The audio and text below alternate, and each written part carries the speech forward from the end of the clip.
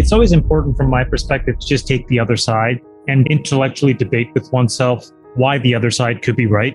So at this point right now, what people would say is, okay, the Fed's going to capitulate at the beginning part of 2023. We have a pretty clear forecast for all the rate increases that have to happen. Everybody's doing the work that's necessary, either raising prices, cutting costs, or doing both, letting people go, et cetera, et cetera. So maybe we're there. But what's the other side of that? I think, again, as I've stated before, the other side starts with energy. And the reason why I think it's important is that it really is the conflation of an economic system and a political system using an instrument. And if you look inside of what's happening in Europe, there's a lot of complexities here that I think need to get unpacked. So, for example, a couple of days ago, the French government basically said that they're going to start producing less nuclear energy. And you'd say, well, why would they do that? Well, it turns out because the temperatures are so high, you cannot use the water to cool these nuclear reactors because the exiting water is then so hot that it would actually destroy the ecosystem of the lakes and rivers that they use to feed natural fresh water in to cool the nuclear reactor. Second, because it's so hot, all the rivers are below their natural level. Barges that carry coal and nat gas are getting stuck on the Danube. The Po, which is the longest river in Italy that feeds all the fields, is below the level where it can actually offload the water. So farmers can't basically do what they need to do to produce a food supply. So if you play all of that out, you start to see an issue where we're back into the same complexity where energy is the tip of the spear around which everybody starts to debate all of the national security issues that we have to deal with, the Ukraine war, et cetera, et cetera. You've made a lot of money this year by basically doing the following, which is the exact opposite of everybody else. When everybody else was freaking out, had you bought, you would have made a ton of money. Now everybody's like, it's over. And you can tell that by looking at the VIX, which is the volatility index. We're about to get into the high teens. You have systematically, it has been true that the VIX is in the teens.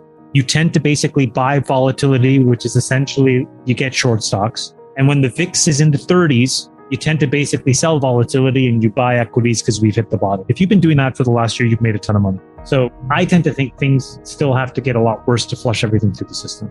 We've never seen a moment in history, in American history, where when CPI has printed successively above 5%, that it got under 5% without Fed funds getting to that same number. So we should all hope that this is the exception that proves the rule, but there's an enormous amount of data that would tell you that we have to take rates to double what the equilibrium rate is thought to be right now. There's always stuff going on in markets, and markets represent the collective sum of our wishes and expectations and also the realities. This is why I think, for me at least, the way that I process this information is not trying to have an opinion on any one of those things, because for me, I'd rather go back to the historical trends because those I find a little bit easier to parse. And the real problem is that, if I go back to the historical artifacts, have there been issues in the past? Absolutely. So this is why I think you can look at the fact that whenever there's inflation and whenever it's spiked, what has had to happen by the Fed is you have to take rates above that key 5% threshold when CPI is above 5% to break enough demand so that the economy's reset. I think that's where we are. So instead of trying to figure out, I'd rather just say there are 20 or 30 things that could very much complicate the world economy. I think the reality is that governments need to flush all this excess money out of the system so that we can really find out what equilibrium demand is and get back to normal.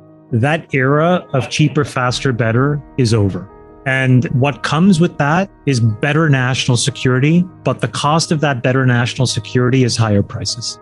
And there's nothing that we can do to avoid that. I'm not sure I agree with the less growth. I actually think that there's enough excess slack to be absorbed by all of this free money that I think you can still have sustained growth, but it will come with higher interest rates and higher inflation and higher input costs. Everybody will have to do their part to absorb some of this, but that's what's going to happen. And I think we should just deal with the medicine as quickly as possible. This is why the people that actually think that the Fed should just be very aggressive and get this over with quickly, I suspect on the margins are right. The problem is they don't want to look at the historical artifact, because the historical artifact would say, wait, I need to raise interest rates by another 250 basis points. That's just way too disruptive for what the world is ready to hear right now. So we're going to incrementally plod along. There's going to be a whack-a-mole that emerges. That's going to tilt the markets. Then the consumer credit thing will implode. That's going to tilt the markets. Then Jair Bolsonaro will try to take over Brazil. That'll tilt the markets. And we'll go back to this, inflationary, fragmented, deglobalized view of the world that just frankly takes higher interest rates to normalize. The thing that we really have going on is that over the last 8 quarters, we've had all kinds of very turbulent data that's made the trend line unpredictable. And the most obvious way to see this is actually in one specific subsector, which we'll get to in a second. You see this one huge spike coming out of nowhere. And then eventually everything has settled back to trend. The same way, I think what we're waiting to figure out is how many quarters does it take for us to get back to on-trend growth in the economy. We had a massive shortfall in Q2 of 2020.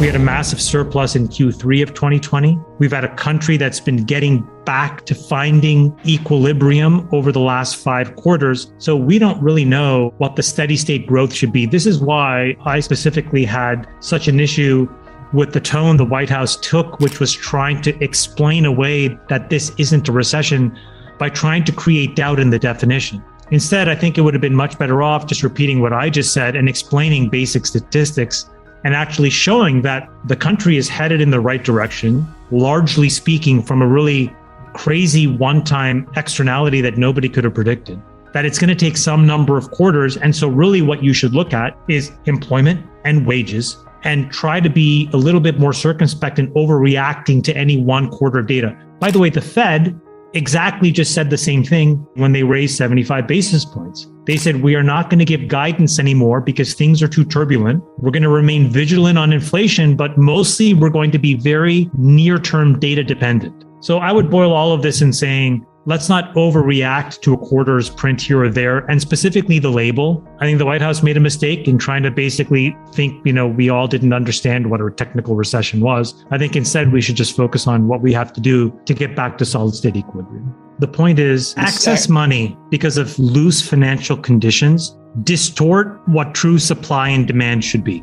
And excess money can come from the government. But in this case, excess money went from the government into the hands of individuals who then participated in the public markets, and they distorted what it all looked like. And so there was a lot of purchasing activity that was propped up by what seemed like an endless supply of free money. And so now that that money is getting taken out, we don't yet know what the real equilibrium economic growth rate should be, because you have to remember, we have not seen an era without federally introduced spending, without federally introduced forms of quantitative easing since the great financial crisis. So we have been propping up our economy for 14 years straight now. So we have distorted the prices of bonds and fixed income.